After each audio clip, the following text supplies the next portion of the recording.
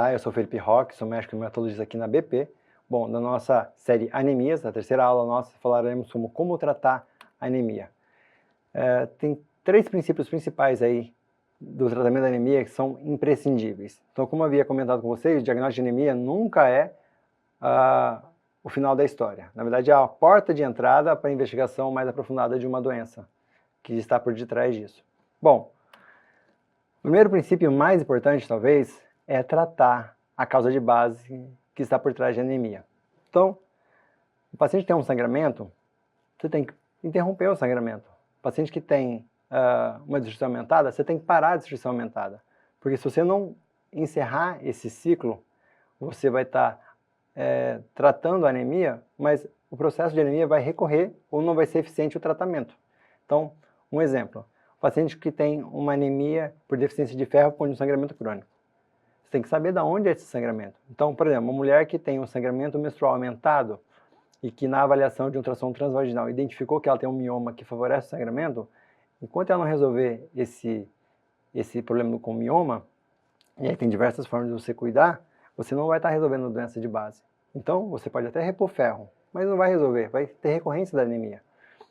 Mulheres que têm uma causa, como causa do fluxo menstrual aumentado, uma questão hormonal, como ovário policístico, uma das formas de você cuidar disso é você usar o anticoncepcional hormonal combinado. Isso é uma das formas, não é a única. Não precisa ser o combinado, pode ser o não combinado, que seria só para gestagênio. Uma outra forma, por exemplo, se é um homem que tem um intestino na colonoscopia com vasos sangrantes, uma ectasia vascular. Então, uma forma de você fazer isso é cauterizar. Uma forma de você cauterizar, às vezes, eventualmente, é através de cateterismo. Então, veja que o sangramento, uma vez sabido que a causa é o sangramento, você tem que saber por que está sangrando e de onde está sangrando para poder resolver, né? Eventualmente, é necessário até uma cirurgia para resolver de fato esse foco de sangramento. Bom, mas se for uma causa de destruição, você tem que saber qual que é a causa de destruição. É uma questão imunológica? É uma questão de uma válvula disfuncionante? É uma infecção por uma malária? O que for, você vai ter que tratar. Então, se for um medicamento e você identificou que é uma deficiência de G6PD e por um medicamento específico, tem que interromper e não mais usá-lo. Se for por uma doença autoimune, como um lúpus, que pode ter uma anemia hemolítica autoimune, tratar a doença de base, né? Se for um linfoma, o linfoma, tem alguns linfomas que eles são indolentes, que eles não precisam ser tratados no primeiro momento, mas ele pode favorecer uma doença autoimune como anemia hemolítica. Então, nesse caso, você pode tratar só anemia hemolítica e saber o paciente tem um linfoma. Mas se ele não for resolutivo, também o tratamento habitual de uma anemia hemolítica com corticoide, você talvez tenha que tratar o linfoma, porque é a causa primordial que está levando a anemia hemolítica. Se for uma infecção, como eu falei, malária ou babiose, tem que tratar. Quando você não tratar, você não vai resolver isso. Uma válvula cardíaca é a mesma história. Então, aumento de destruição do glóbulo vermelho causando anemia por uma disfunção de uma válvula, enquanto eu não operar esse paciente e trocar a válvula, eu não vou estar resolvendo. E não só a anemia, mas isso aí pode favorecer outras complicações, como, por exemplo, nesse caso, uma disfunção mais grave do coração do paciente. Então, vejam que o mais importante de dar o diagnóstico de anemia é saber por que isso está acontecendo e tratar a causa base, para poder encerrar o mecanismo. Só para finalizar, se eventualmente é uma doença de medula óssea, tem que tratar a doença da medula óssea, e a de anemia pode ser uma coisa consequência compreendida e que vai fazer parte, talvez, de uma fase inicial até uma melhora após o tratamento da doença de medula óssea.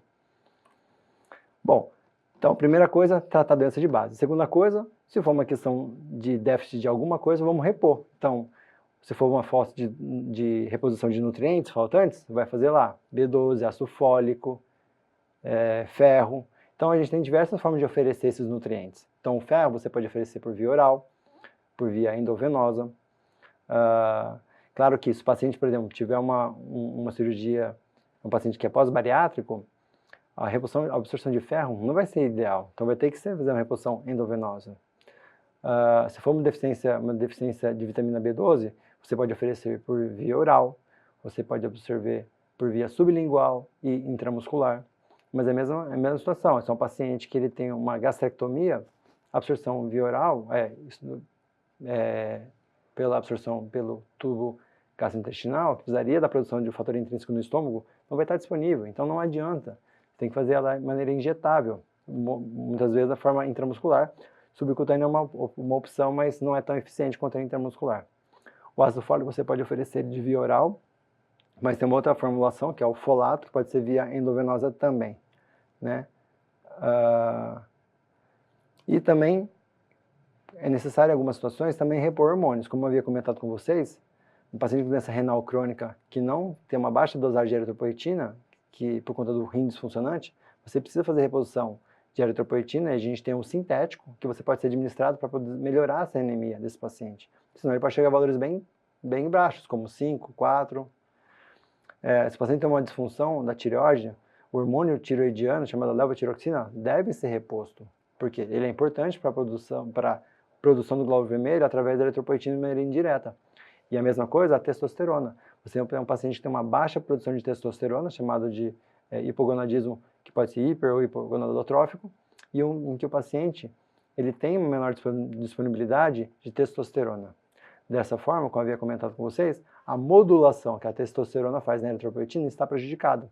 Então a produção de glóbulo vermelho é menor, favorecendo a anemia. Então veja, agora tratamos a causa de base, repomos o nutriente faltando, ou o hormônio quando necessário, e por fim, em algumas situações, você tem a necessidade de uma transfusão de concentrado de hemácia. Por quê? Porque em uma situação aguda, por exemplo, um sangramento volumoso, não adianta você fazer reposição de ferro. Por quê? Porque não vai dar tempo. A produção de glóbulo vermelho demora para início do pico do reticulócito, que é o glóbulo vermelho mais jovem, antes dele virar uma hemácia, se dá depois de 8 dias. Então, numa situação aguda de um sangramento volumoso, é necessária a transfusão de sangue, né?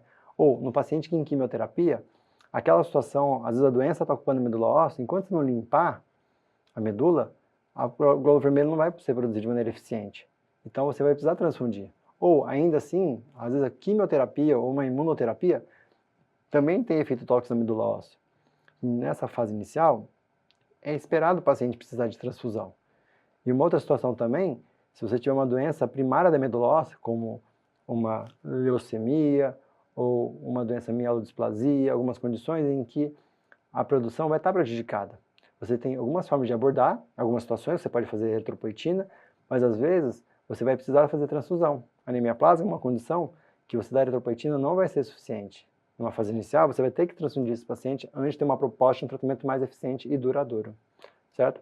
Então, aqui a gente trouxe os 3 principais pilares do tratamento de uma anemia. Então, primeiro e mais importante de tudo é tratar a causa de base. Segundo, repor nutrientes e hormônios faltantes e, em situações específicas, lançar a mão da transfusão de hemácia. Tá bom? Espero ter esclarecido, tirado dúvidas e até a próxima.